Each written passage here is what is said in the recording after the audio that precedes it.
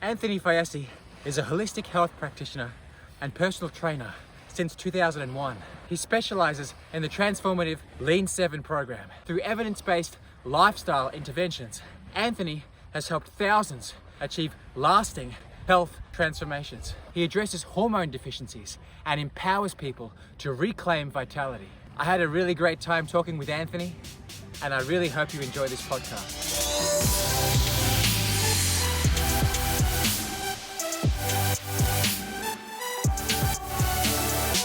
Hey Anthony, how are you? Yeah, man, good. You? You all right? Yeah, I'm great. You just interviewed me about 5 days ago, and now I'm really curious to ask you all these questions about your story.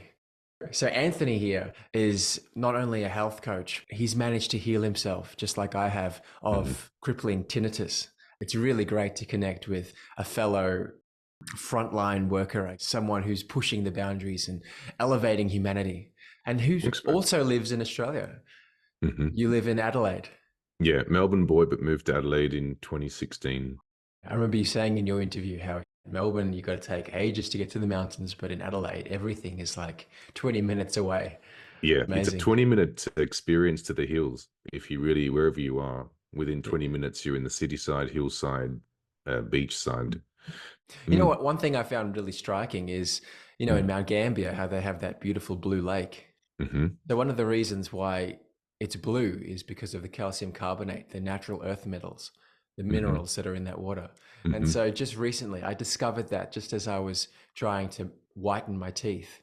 I use calcium carbonate now plus coconut oil to whiten my teeth, and it's exactly the mineral that is in that lake. That's interesting. I didn't know that. Do you do oil pulling as well? Yeah, I do. You do that? Okay, I used to do that a lot, but it wasn't enough with the coconut oil. So please tell me your story. I'd love to hear more in depth about your journey through tinnitus and recovering from it by changing your diet and healing yourself holistically.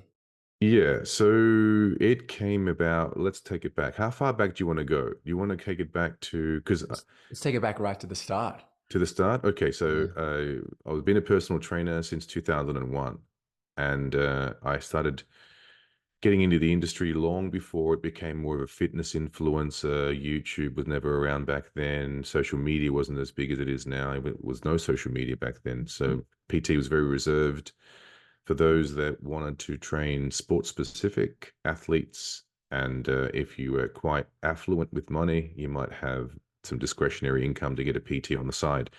And celebrities would have PTs. So that was very reserved early on.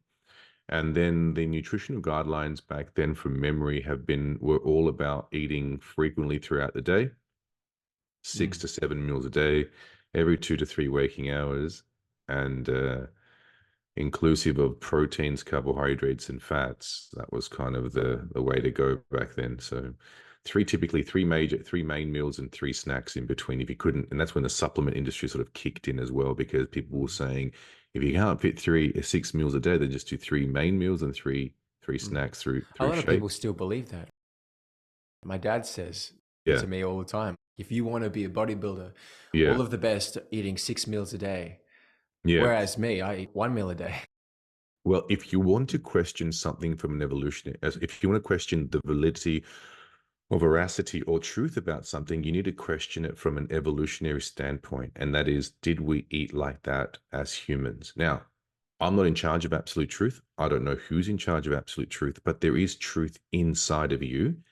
And the word truth is something that resonates, something that speaks to your intelligence within you. Think about it for a second. We hunted a woolly mammoth. There's nowhere to store it.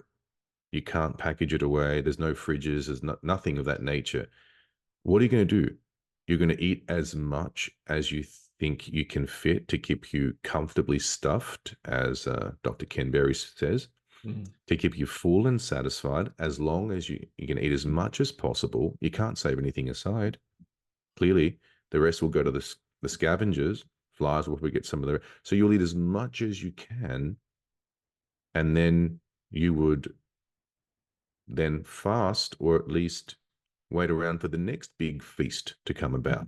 So we didn't hunt and then chop things aside and every 3 hours to eat something of this nature.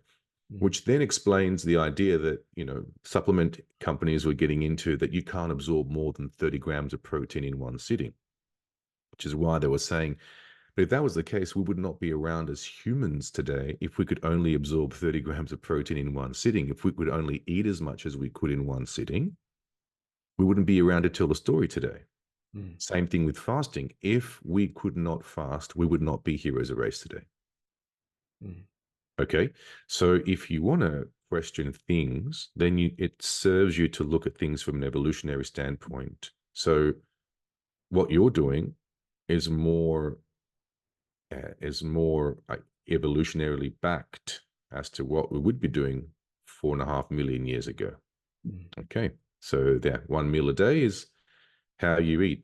And I tell my clients is the quality of the food you eat drives the quantity, and then the quantity drives the frequency. So meaning, if you don't get the quality right, then the quantity, you'll want to eat more of that. So if you're eating food-like substances that we're not designed to eat, then you're sending signals to the body to feed me more of the right stuff, which is why you can't get satiated. Mm. And you end up eating a lot more because your body's trying to get nutrients, the right nutrients that it needs. But if you give the body what it needs, it leaves you alone. Now you can go longer without eating. Mm. That's how it works. Food quality drives food quantity, drives food frequency Mm. or infrequency. So That's excellent. I like to call it inadvertent fasting. Mm. When I'm eating a steak, I used to eat up to 4 steaks in one sitting. But Yeah. nowadays, because I'm introducing animal-based fruits back in the diet, I only eat about 1 to 2 steaks plus a side of a few fruits, which I cook Yeah. alongside the steak. I Yeah. mix like the bananas or the apple inside the pan.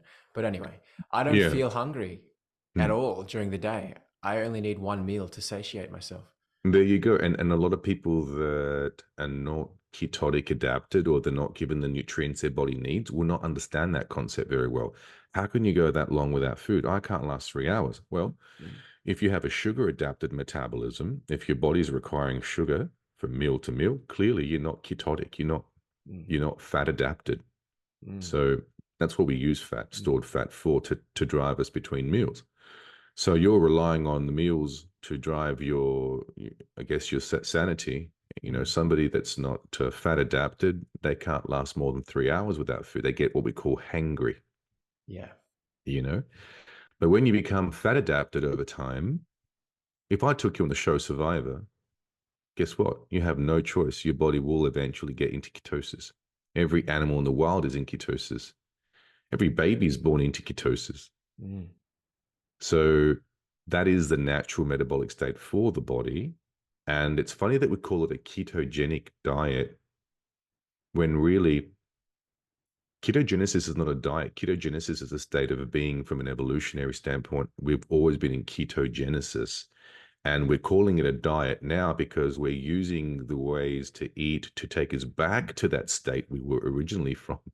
Mm. Because the ways we're eating today, the foods that we're eating today, we didn't eat them millions of years ago.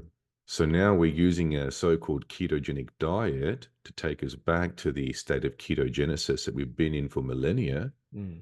But really, it's not a diet. It's a way of being. It's a Yeah. natural way of A being for every natural animal. being. Yeah. That's it. That's how we are. So, yeah. So I was eating in that way, 6 meals a day.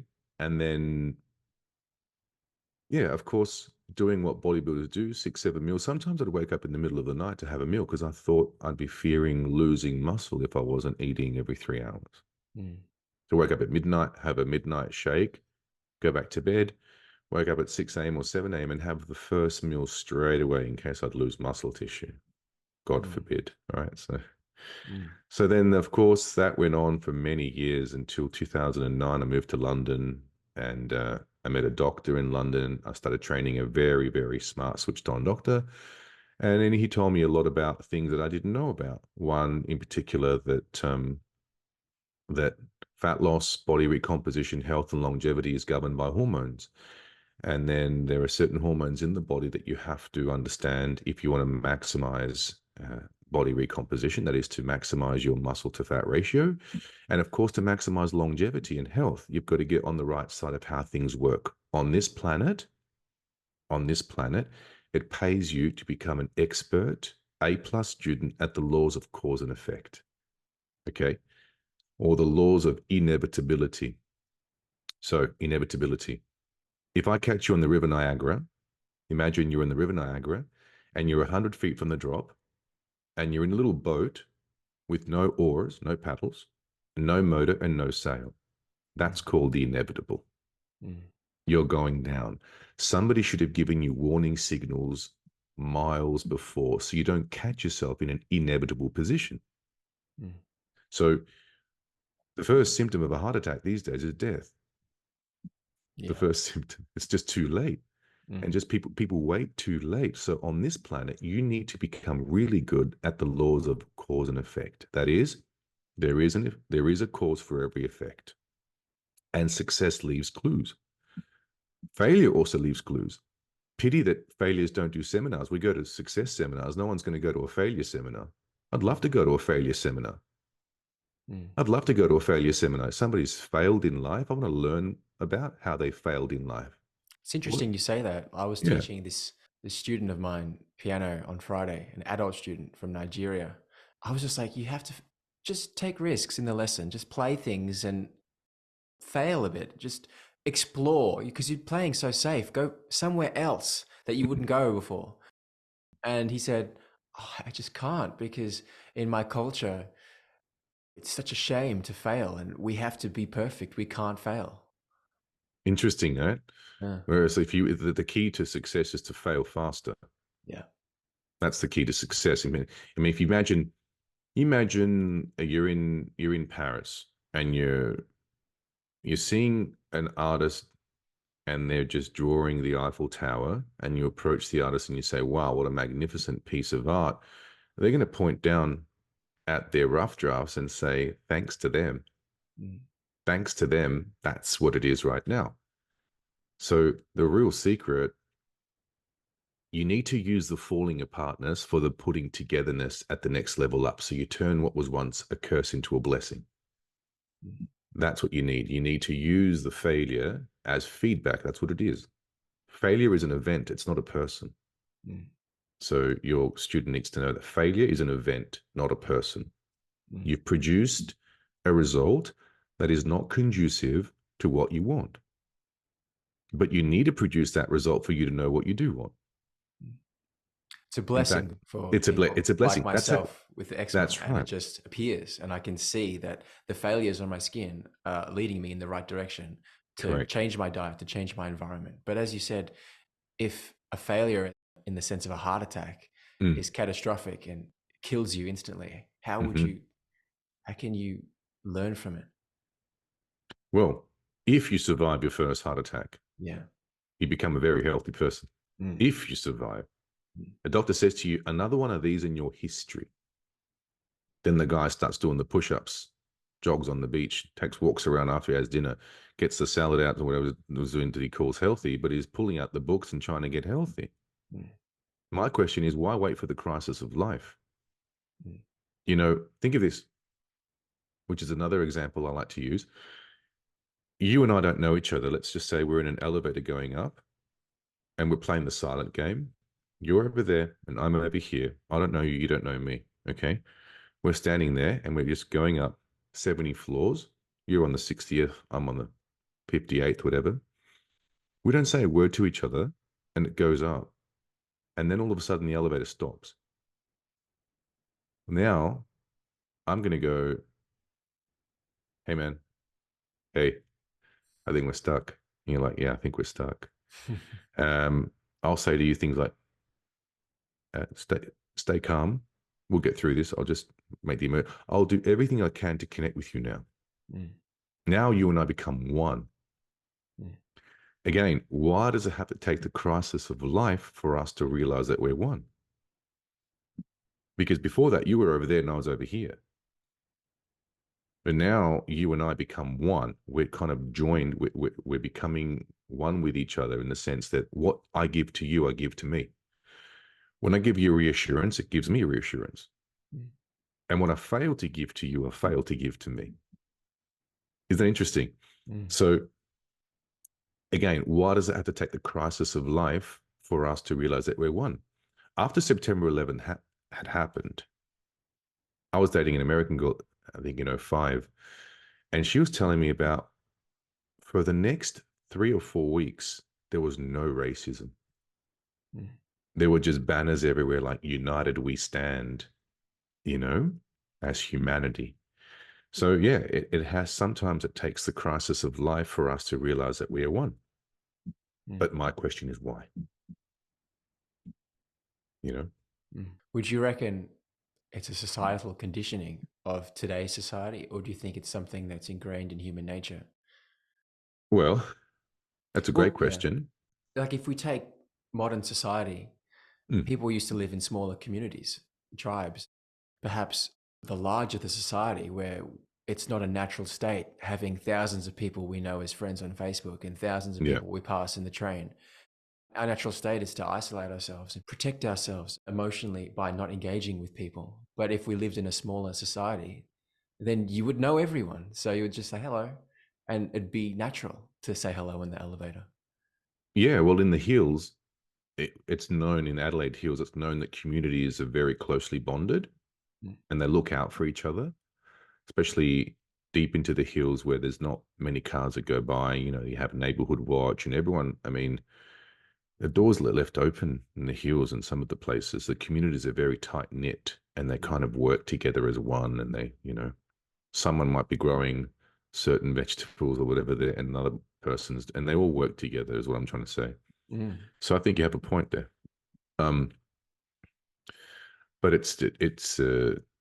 think the greatest secret that they try to keep from us is that we are just incredible as one species. Like if we all united as one Mm. and we had this collective consciousness, um, that was all for one and one for all, because all of us need each of us and each of us need all of us. That's how it works. Mm. And I think they keep that collective consciousness. As long as they don't realize how powerful they are together as one, we're okay. So they Mm. keep us separated in that way, and they do that through religion, they do that through racism, any ism there is, sexism, racism. They do it the best way that they can. They do it through social economic status, they do it through celebrities and sports stuff, and they keep people in different categories. Classism, Yeah, identity classism. politics. That's right. They keep us in that particular way, and yeah, we have this disconnect between us. But Mm. really, we're all the same. We are all the same. So that's my take on it. And I'm not sure how long that I think after COVID had happened, humanity woke up a lot. Mm.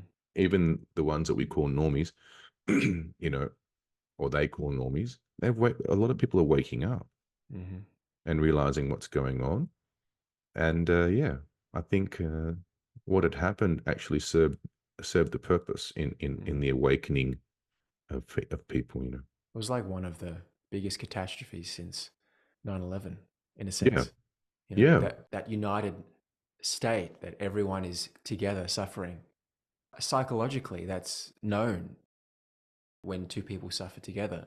A Hmm. bond is formed. That's why people love drinking together. They call As it a it's a, trauma bond. that's right. Yeah, they So call they're it a trauma yeah. bond. My mother was brought up in Africa. She was there for 28 years in the Congo. So a really tough time to be brought up around that time. And then she was telling me that when they would have a sickness in the villages, they would all gather and they would basically try and give it to each other so they could spread the sickness around and create herd immunity. Wow, that's They were doing amazing. it back then because if we're sharing it around, clearly it doesn't have the severity of whatever it might be. I'm not sure what the philosophy was behind that, but yeah, they were trying to create herd immunity.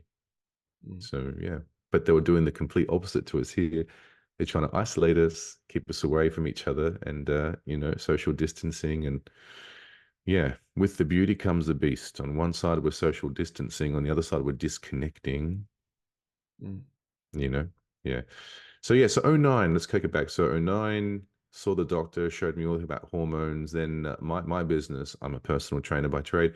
My business just took off. Then I was struggling to get people in shape back in '09. And then from '09, I put together a program called the Lean 7, which covers the 7 hormones that drive fat loss, body composition, and the little concept I like to call as youthful aging.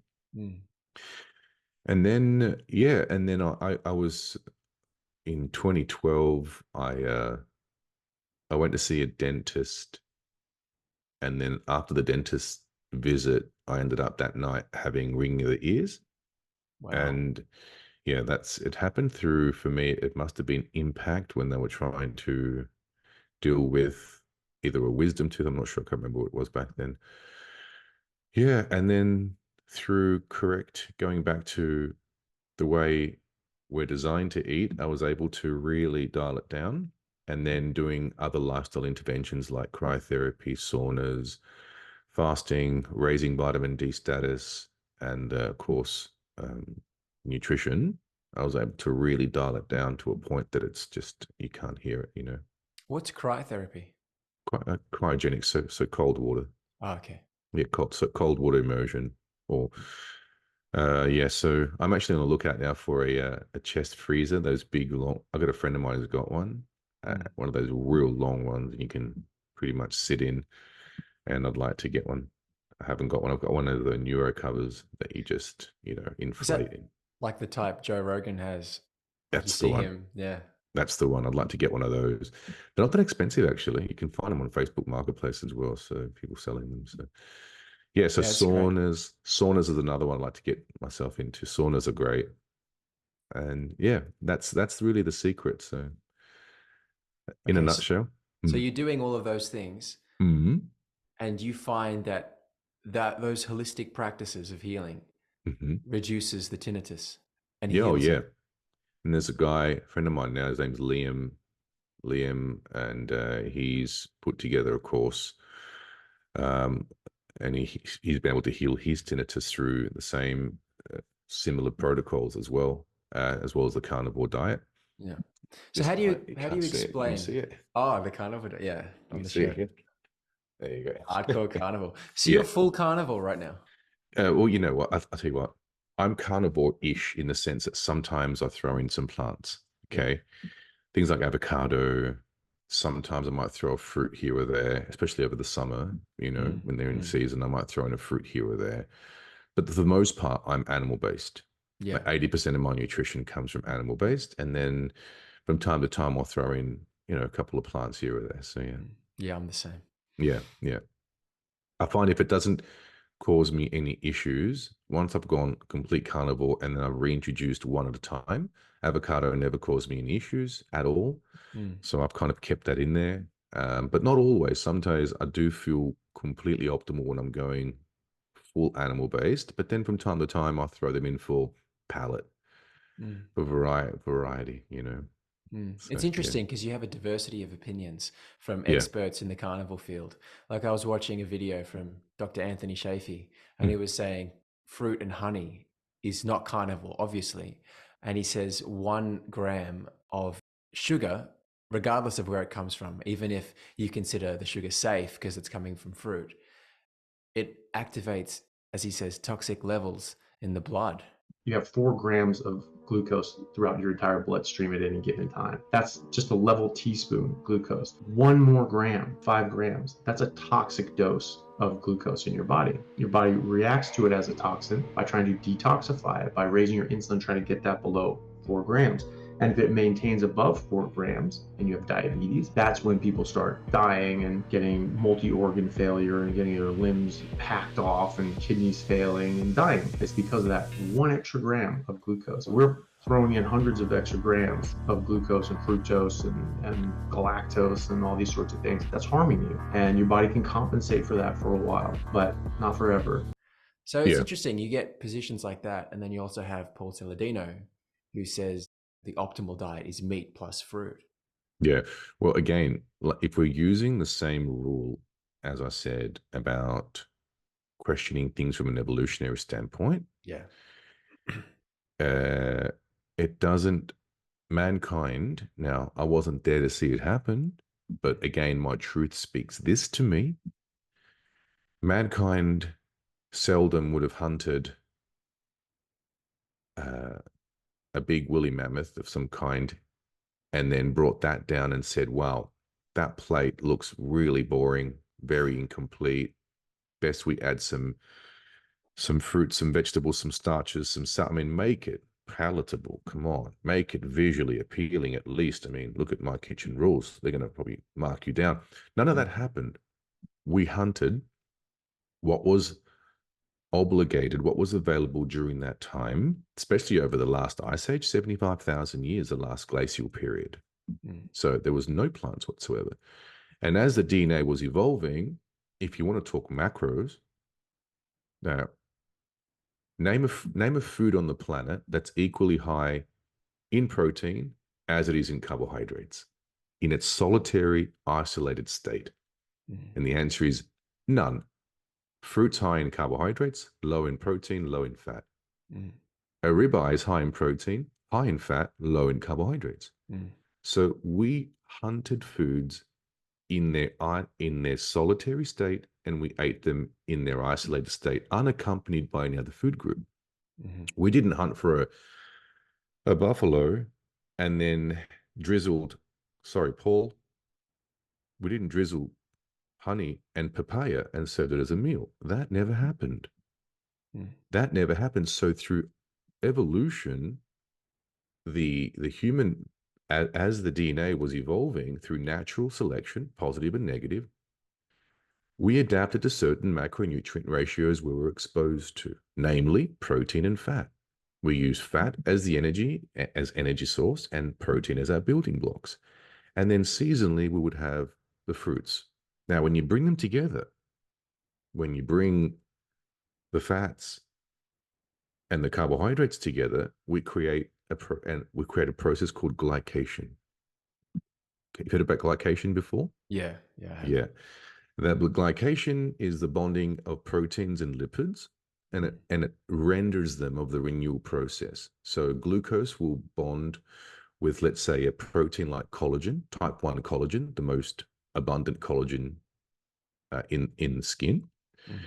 And it renders it and it prevents it from renewing. And that results in things like the skin becoming less springy, less bouncy, springy, and less youthful. And then, of course, bringing these marks, these we call age spots, but they're really glycation. If you want to know glycation, slice an apple in half, let it sit for about 2-3 minutes and watch the browning effect take place. That's glycation right there. So we're not designed to be combining these substrates because evolution didn't do that for millions of years. So we evolved in that way. What destroyed mankind inside the 12,000 years of agriculture was cuisine. Cuisine during the Antipodes times, when we started to then identify foods based on geographic region, based on culture, based on countries and traditions, we started eating a certain way because my parents are Greek. We eat Greek food. That's Thai food. Now we're identifying I eat a certain way because I'm in a certain country, in a certain culture. But evolution does not know anything about cuisine. Mother Nature never came in a sandwich. We created the sandwich. Okay. So these combinations of food groups that we bring into the body, and the body does not recognize them through millions of years of evolution, that I think has a big role to play as to why we're becoming the way that we are today. All right. So yes, I like my fruit. We bring them in, but it doesn't happen often that I bring them in. And if I do bring them in, I try to keep them away from the protein and fat. So I would have a protein and fat meal, wait a little longer, and then maybe I might have some fruit. Wow. Interesting. Yeah. I'm definitely not doing that. Okay. But, So that's one, what you need to look at it from both sides. Okay. You've got to look at it from the side of, okay, what do my taste buds want? But what is that costing me down the track? If you know about the Randall cycle, do you know much about the Randall cycle? No, I haven't. Goodness. Okay. The Randall cycle. I'm going to send you chapter 2 of my book, of my Okay. of the online course, for you to have a listen. And if anybody listening in the audience that comments below in your video that wants the chapter, more than happy to send it through to them. But chapter 2 speaks about the Randall cycle. Was introduced by a gentleman called Philip Randall in 1963, and it is used to understand this process, this concept we come to know as insulin resistance and what causes diabetes. Okay, diabetes in 3 words is, are you ready? Elevated blood sugar. That's what diabetes is. Elevated blood sugar. That's how it's diagnosed, and that's what the pathology is. Question, Bradley, how do you elevate blood sugar? By eating sugar. Eating sugar or anything that gets broken down into sugar. Now, what the Randall cycle suggests is if you have a meal, a bolus of food that contains both fats and carbohydrates in that one meal, let's say we're having a ribeye with papaya and drizzled honey, the fat, okay, the fat will blockade the carbohydrate and the carbohydrate will blockade the fat, meaning if the cell is replete, that is filled up with dietary fat as an energy source, it locks the door to the glucose trying to get in. It says, what's this extra energy we have here? We don't need this extra energy. We've got enough energy in the form of fat.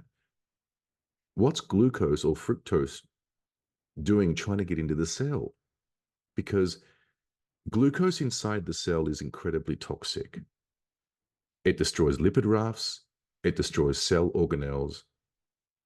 It destroys the nucleus of the cell. It is really like grabbing my keyboard here and pouring maple syrup all over it. It just creates a mess. So any glucose trying to get in gets locked out, and that's what we call insulin resistance. Wow. Now, if the glucose can't get in because it gets locked out, guess what happens to blood sugar? It raises blood sugar. That's what diabetes is. And the cells, it stimulates insulin, the hormone that stimulates the GLUT4 transporter to translocate the glucose and stimulate the cells that require glucose. Okay. Now, one reason we store body fat is because body fat is an energy depot for when blood sugar levels rise above the concentration gradient. Do you know how much glucose the body can tolerate at one time? You'd be shocked. Are you ready? Yeah, how much? A teaspoon of glucose, 5 grams of sugar, is what the body can tolerate at one time. And it can get this sugar from its own breakdown products. We call them gluconeogenic precursors or gluconeogenesis, the literal birthing of new glucose. So the body can make all the glucose it needs from its own breakdown products. You've heard of triglycerides? Yeah. Okay. The body dismantles the glycerol backbone molecule and uses that for glucose if it needs it. So it breaks down body fat. It converts the extra energy, the extra protein that we've consumed, converts that as glucose in the liver and uses that for fuel. That's called gluconeogenesis. So the body can manufacture all of the glucose it requires, does not need any extra gram of carbohydrates. And Professor Bart Kay would say this, and I quote, the exact requirements for exogenous carbohydrates in human beings is not 1 gram ever. Okay, he would say that. If you pick up any textbook, any biochemistry textbook, one thing they will all agree on is that the human body literally requires 0 grams of carbohydrates to thrive. Someone says, yeah, bro, but we need carbs. False. We need glucose. And we can make all the glucose we need. What do you think about the nutrition practitioners who say those who live around the equator where there's a lot of light and there's a lot of fruit and vegetables tend to eat more fruit and vegetables and be healthy versus people who live further from the equator? Generally, Caucasians tend to acquire more meat because they lived in this regions that were far from the equator. And so when you're in colder climates, you don't have as much sun. And so you have a tendency to eat more meat. And I Yeah. definitely find this in Melbourne during the summer when seasonally there Yeah. is an excess of fruit. hmm I feel like eating fruit more hmm by intuitively listening to my body. But during the winter, when seasonally there wouldn't be as much fruit growing, I crave more meat. I'm the same. I tend to be the same. I tend to listen to my body, and sometimes when it craves the fruits that and there could be some merit into that. There could be merit into that. I know the fossil records suggest that when the planet was defrosting, we actually went north, not south. That's what the fossil records suggest. So we didn't go towards the equator, we went up north, and I understand that. But I'm also very intuitive with my body that if I'm having not a craving, but if there is a pulling towards some particular food, and it's if you have this body intuitive that you really know, then I'm going to go towards that. Particularly in the summer, I do crave fruit in the summer. I don't know what that is, man. There's some kind of intelligence going on that's telling me this. Well, I don't think want. from an evolutionary standpoint, there is more fruits obviously in the summer and the seasons when they're thriving. So it would make sense that we crave fruit during the summer. Yeah, And to abstain from that is possibly diverging from how our ancestors ate ancestrally. possibly. But then if we ask, depending on the types of fruits, because the other thing to note is if you look at the fruit that's available today, it was not in the same form as what it was 300 years ago. Yeah, of course. My mother was looking at the apples today. She says to me, Anthony, in the 50s, the apples were these little thin green things that were actually quite bitter. Now they're like this big. Now they're bright red and they're so shiny and they're so sweet, like candy, and they're available 24/7, 365. So that's the other thing. Okay, so if we're looking at eating the foods of today, if fruit was around, why is it that we've hybridized it so much, genetically modified it? Like if you look at a wild banana, it is so seedy. It does not look very appetizing to eat. That's the other thing to note is the foods that were available today weren't even available 300 years ago. Yeah. So we don't even know what kind of fruits we were eating back then.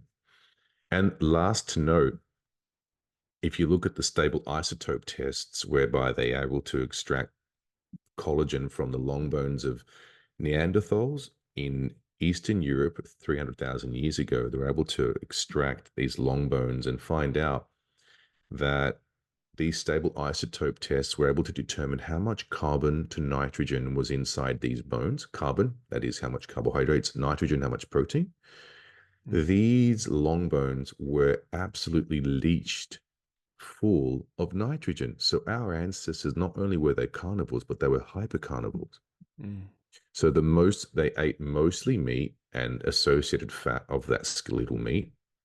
And then during the 2 or 3% that was left over were, I believe it was root vegetables and some berries, but they were around again seasonally or during an unsuccessful hunt, they would eat that. But the majority was protein. Yeah. Yeah. So what would you say about Paul Saladino? Do you think he's wrong? Well, I love that wrong because nobody does anything intuitively wrong given their model of the world. No one does that intuitively wrong. You look at, and I'll get extreme with you here, but you look at an extremist, a jihadi extremist who's decapitated somebody on camera and then says Allahu Akbar, God is Almighty. In his mind, he's doing the right thing. So nobody does anything inherently wrong given their model of the world. How Paul sees the world and how he interprets his philosophy, to him is right. And to him it speaks truth. Now, one of the reasons why Paul chose to bring carbohydrates in was because he had electrolyte issues. As did I. As did you. But one way that may have been rectified would have been to have a look into the amount of protein that you would be consuming in one meal as a bolus of protein. And if you're eating a lot of protein in one meal, it will give you the bump of insulin you would need. Because remember, in the absence of insulin, a lot of people in the ketogenic space think that they have to stay in ketosis all time. And the idea is to constantly stay in ketosis. And when you're in ketosis, of course, the kidneys, once you negate insulin, the kidneys start pumping out all this extra sodium, and you need to replenish that sodium by raising your electrolytes up. Well, one way to do that, and Paul may not have done this, and Bart speaks about this, is when you have a bolus of protein, it bumps insulin. It actually gives an insulin bump that you need because it raises blood sugar a little bit. And that may have been the issue as to why he could not rectify his electrolyte issues. The other thing, maybe he was eating too much of the organ meats, which would have raised vitamin A too much and maybe create some sort of vitaminosis, like, nutritional toxicities there. And we don't know what it may have been, but he's brought carbohydrates in, he's brought honey in, and it seems to have rectified that issue that he had, if that was an issue. But whether he had done the other approach and then seen what would have happened, maybe it would have fixed things for him as well. We don't know that. I don't know the answer to that one.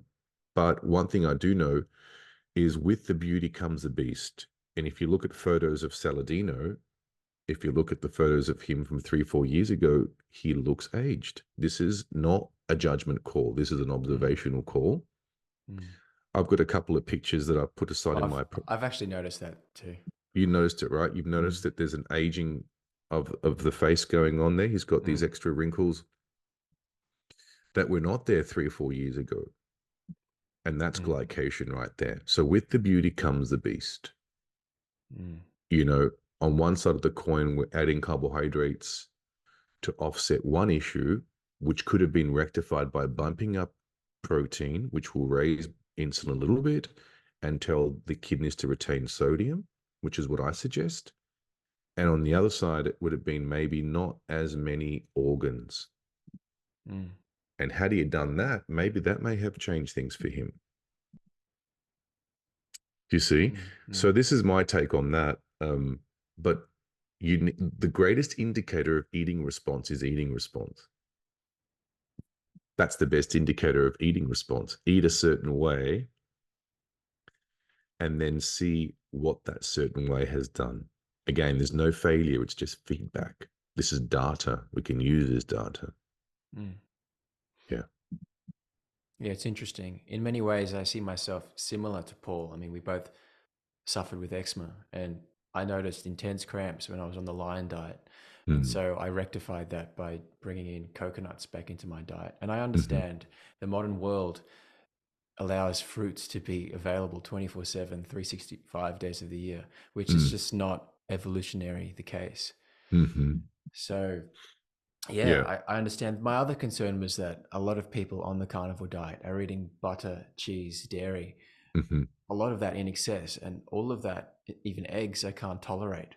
So how are you supposed to get a macro of 70% fat to protein, 20% to 30%, when you can't tolerate the majority of carnivore foods? It's different strokes for different folks. Yeah. It really is. This is when individual paths may vary. And here, for example, someone like yourself who's trying to heal themselves of a chronic skin condition, they need to focus solely on what works best for them. It's masters are the ones who put aside the experiences of others and listen to their own. Yeah. Followers are the ones who take on the experience of others and make it their own. Okay, so you need to become a master of your own body and really pay attention, which is why I tell people that variety makes troubleshooting impossible. Variety. Adding too many variables to your experiment makes it very difficult to see what's going on and what's pinpointing what works, what's not working.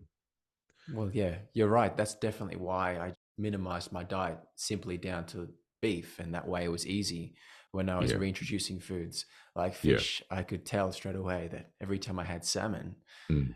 it tends to be not all salmon, but a lot of salmon's farmed. A lot of salmon it just tended to inflame me much more than the fish that were white. And Yeah. there's a variety of reasons for that. I mean, some people talk about how salmon has, I don't think it's dyed orange, but it's not originally that color. And so Mm-hmm. there's a lot of modification to the fish. Mm. But there's a whole lot of things that I learned purely by restricting my diet down to just beef, so that Mm-hmm. every time I introduce new things, I could be very scientific and clinical about it. Mm. But yeah, as you said about the master versus the follower thing, Mm. I really struggled with a carnivore diet purely because I was just eating meat and I had these electrolyte deficiencies, and I really Mm-hmm. wanted to rectify that, but I couldn't tolerate the majority of carnivore foods, and so I had to modify it to fit my body. And Paul Saladino's method really spoke to me, and it just eliminated Great. those cramps straight away. But Yeah. having said that, I don't indulge in fruit either, and I, like, in the summer I tend to eat more fruit, obviously, because evolutionary wise I think that was the way our ancestors ate. Mm. But intuitively during the winter I don't eat much fruit at all, because I'm aware, not only consciously, that it wasn't really available, but from my body speaking to me, I don't really crave fruit during the winter at all. I just crave meat. Yeah. And you're going to find in the carnivore space, in the health and fitness space, there tends to be a lot of righteousness. Mm, People have a right to be right. mm, Now, when you get caught into the trap of righteousness, there are two things that happen. Number one, when I think I'm right about everything, I lose my sense of compassion. mm, I lose my sense of compassion that another human being outside my own limited perspective could equally be right about something.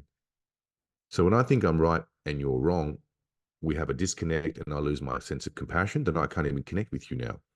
mm, If truth was the number 7, for me, it's 4 plus 3. Someone says 5 plus 2. No, it's 4 plus 3. Someone says 6 plus 1. No, it's 4 plus 3. So when I think I'm right about everything, I lose my sense of compassion that another human being may equally be right about something, particularly for them, because no one speaks to you, no one speaks to your truth closer than you do to yourself. mm, Okay. mm. The second thing is, when I think I'm right about everything, how do you explain all the wrong going on in my life at the moment? If you think you're right, explain all the wrong things that are happening in your life right now. Mm. Well, I think the body is a testament to that. When people see that you have a six pack, they know that you've been working out and taking care of your body. If Mm-hmm. your skin is shining, then it's really the test results of what you're ingesting and what your environment is. It's a deep case by case situation. It is a case by case thing, and it needs to be that way because ultimately we're here to heal and to stay healed and to be healthy. We're here to do that. And what may work for you may not work for somebody else, and that's okay. Mm, And that's okay. We're not here. I'm not here to get everybody to believe the truth that I think is the truth, mm, because I'm wise enough to mm, understand I'm not here to create a world of conformity or sameness, mm, because in sameness, in conformity, there is not that part that stimulates creativity. It's like if truth was the color blue, mm, and I believe that truth was the color blue, I'm trying to convert everyone to the color blue. mm, That puts an ending to creation, not a continuing of creation. mm, So I'm not here to get everybody to believe my truth. I'm not here to do that. And it's wired in our DNA to get other people to get us, to get our truth.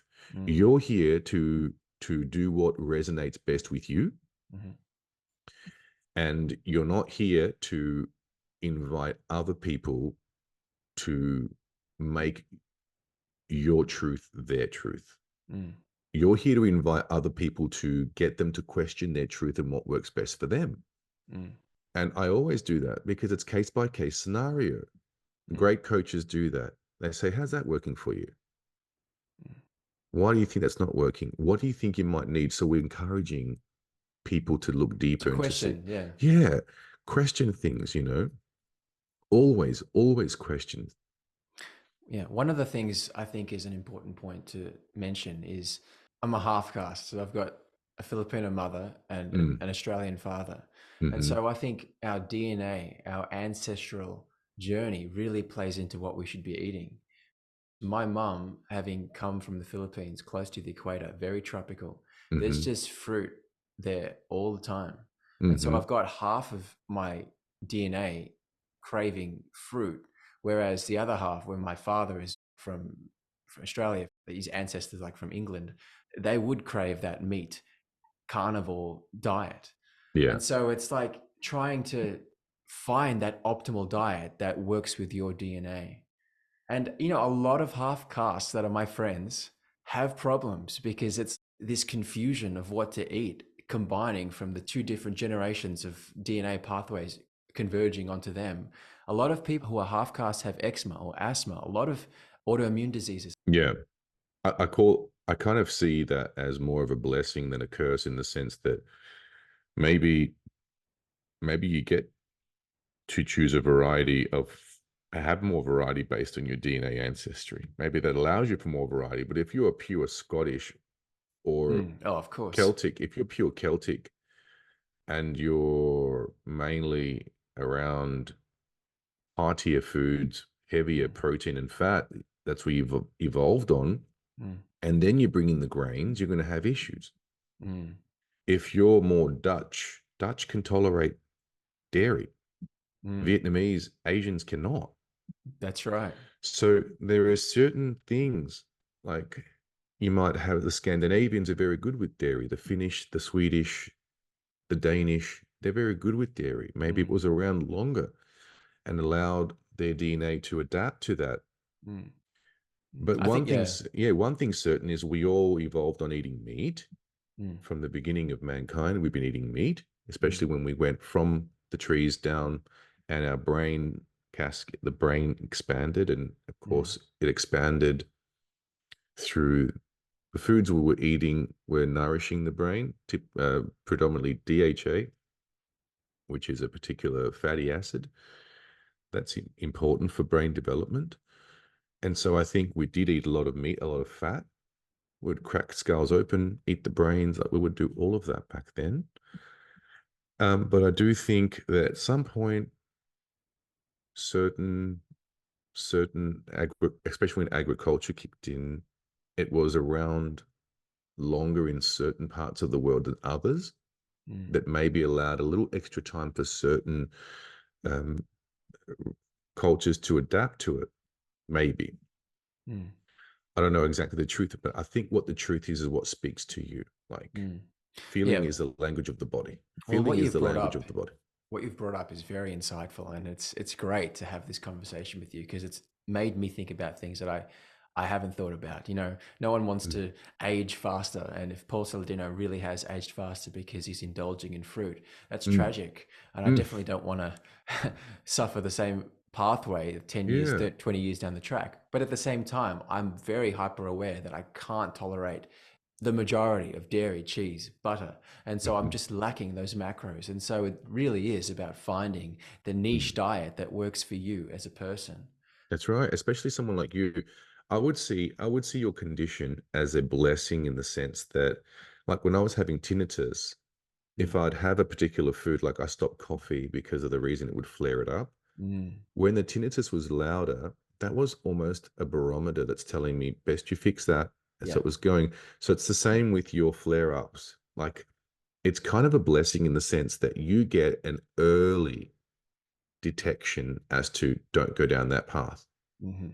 And so you'd have a flare-up straight away. Yeah, it's instant. Yeah, it's like instant. within 2 hours. Within 2 hours, it's like, what a great opportunity this is, that my body is telling me that did that.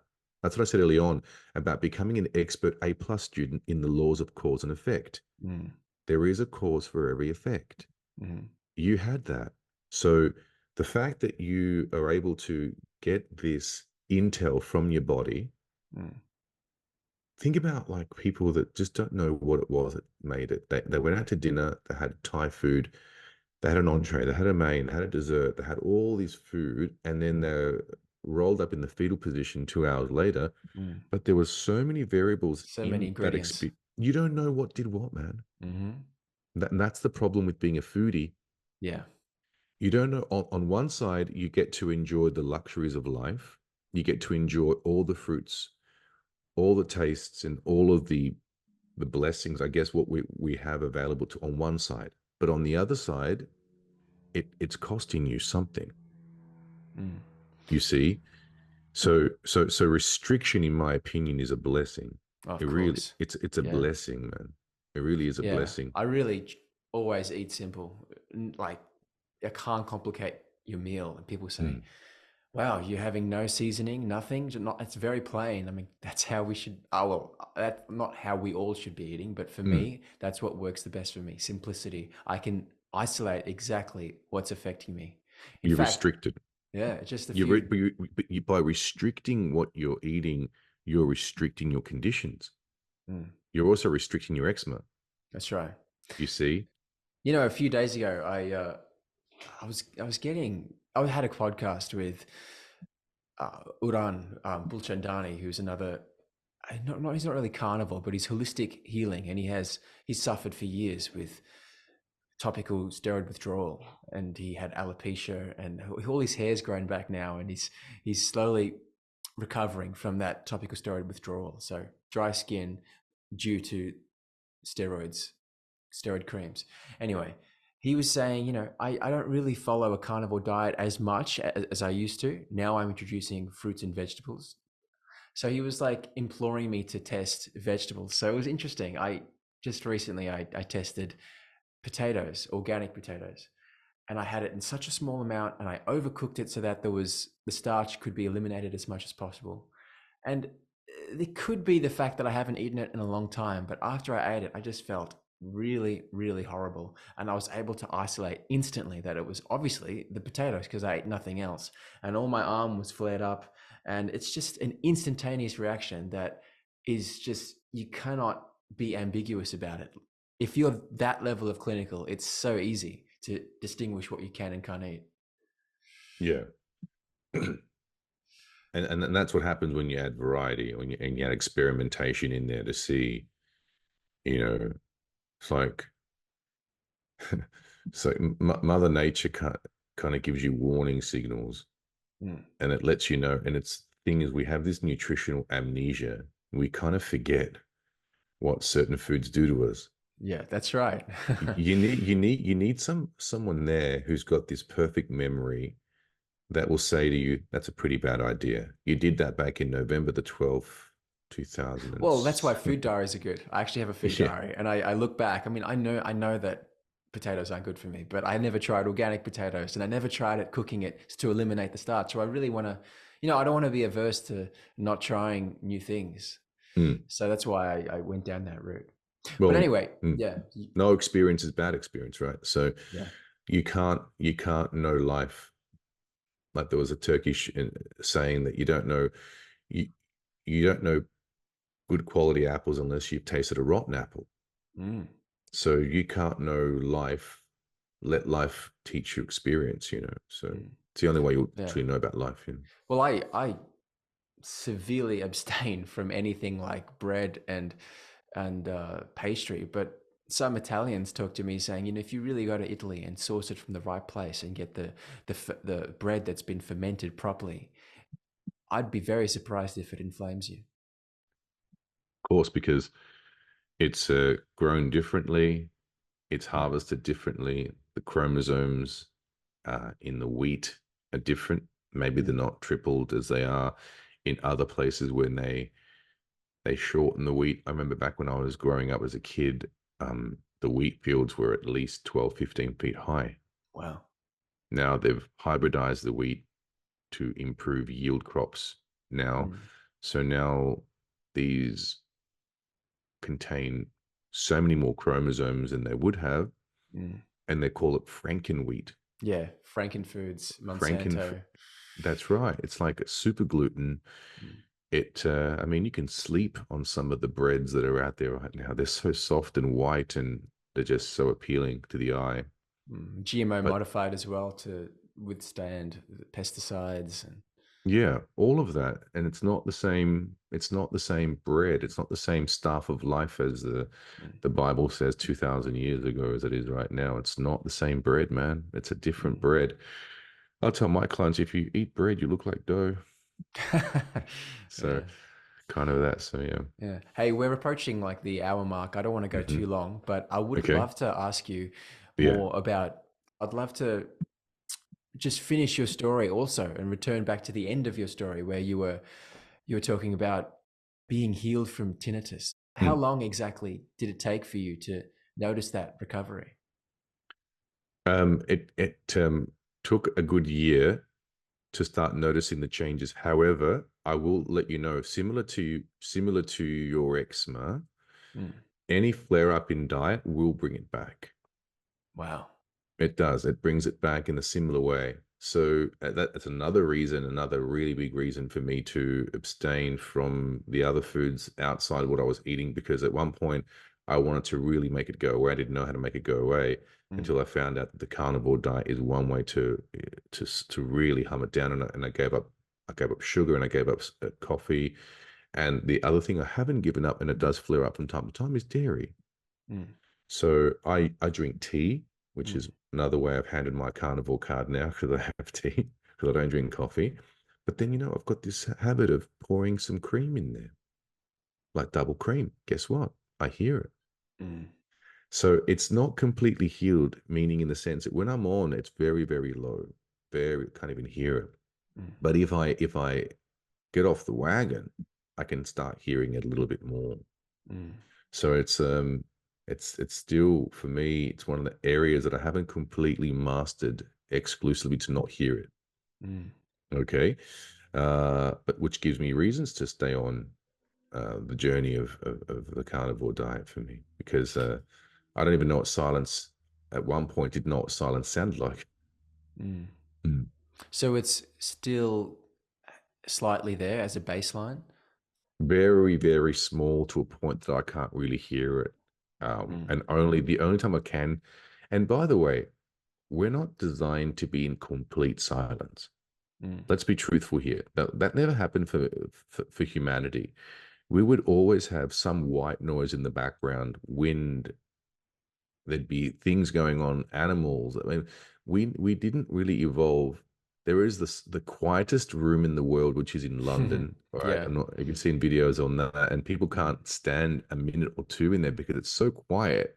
You can hear your blood rushing through your ears. You can hear everything going on within your body. We're not designed to be in that quiet space. Mm. So typically, when I'm out in nature, and even people that have tinnitus, I knew one guy who had tinnitus, and what would bring him relief would be swimming, Mm. because he'd be in the water and he'd just get relief from it, or having a shower or going out, and the white noise of the background making it sort of taking away the sound. So I can't really hear it unless it's, number one, I've been not on my diet, and then number two, it's really quiet, Mm. really quiet. But then I changed what they teach you is the cognitive therapy, in the sense that you are now changing what it means to you. Like I used to train an international air hostess, and we would speak about the jet engines going off for 12, 14 hours on a flight. She's like, what jet engines? They're just in the back, they're background noise, but I'm just oblivious to it. And you forget that they're 12, 14 hours on a flight, and they're hearing those jet engines nonstop, but it becomes a part of their background noise. Mm. So just like I kind of used the tinnitus at one point as the engines are working. Mm. And that's the way that I kind of had my perspective around dealing with it, until it started dropping off completely. And when it came back, I thought, there's that barometer that's teaching me something about a diet or a meal I shouldn't have eaten or something I shouldn't have done, if I burn the candle at both ends and I'm stressing through the roof, Bradley, guess what? It'll flare up and I'll hear it. So I see that as a beautiful, as a blessing. Yeah. Okay. Where what you resist will persist. The louder, the more you push it, the more afraid you are of it, because it's linked with the sympathetic nervous system, the fight or flight response. And the more you are afraid of it, the more stress you create, the louder it gets. My father actually suffered with tinnitus. Did And he? yeah, he's alleviated it now because he went through this, he called it almost hypnosis in a sense, to attune himself to it in a sense that became the baseline so that he no longer registers it there, just like the jet engines in the background. And so when I'm talking to him, I don't bring up how's your tinnitus. When I used to do that, genuinely like curious and empathetic, he would be like, "Oh, why did you remind me to it? Now I Because then can you hear it forget again." about it. Because you forget about it, right? Yeah. People that can't meditate, I'll try to help people through meditation, and we'll say, look, just stop thinking. They say to me, now, Anthony, I'm thinking about stopping thinking. There's always whatever you bring to their awareness is what they're thinking about. And if you bring tinnitus to their awareness, they'll start thinking about it. But if I'm telling you to stop thinking, now you're thinking about stopping thinking, which is making you think. Okay. So, but yeah, like we bring it to our awareness, and I guess that's when it really has meaning. It's fascinating because as a musician, I'm told you have to be very careful and protect your hearing, because once those hairs, those fine hairs that allow us to hear, are flattened, there's a possibility they might erect themselves again with time if you damage it transiently. But if you continually damage it, they will just permanently stay down. And that lack of audibility, that lack of your brain perceiving sound, is filled with that drone of tinnitus. And as a child, as a musician growing up, I was told once you lose your hearing, it's permanent. You can't rectify that with diet and by reducing inflammation. So it's fascinating. Well, my grade 6 school teacher used to, when she was teaching algebra and calculus and whatever else we were learning, she'd say something on the lines of, what do you think? You think you'll be given calculators to walk around with wherever you go? Yeah. Okay, that was in grade 6 so long ago. And now, of course, yes, they are calculators wherever we go. So that's just, that was then, this is now. How people thought may not be the case today. So. All right, brother. It's been amazing. Yeah, let's call it. Has been amazing. Awesome. Till next time. Yeah. Thank you so much for having me on board, man. Really appreciate it. I'm keen to meet you in the flesh. Yeah, in November. For the event that we're not to discuss yet. So. Yeah. Well, thank you again. It's been really fantastic. It's been a pleasure, man. Thanks, brother. So if people want to find you, where should they go? If anybody wants to lose body fat, I've been doing it for 23 years now. Go to lean7.com.au, leanseven.com.au, book in a call, and we'll sit down, have a bit of a chat, find out a bit more about you. If you want to lose body fat, get lean, get in shape, slow down the aging process. I'm 45 in May, by the way. Amazing. So you're very young. Thank you. If you want to look good, healthy, lean, and young, and understand the power of hormones and whatever, go to the website, lean7.com.au, or check us out on Instagram at thelean7. THELEANSEVEN, Lean7. And then we can go from there. So yeah, that's about it. Awesome, brother. All right. Thanks again. Thanks, man. Take care. Bye.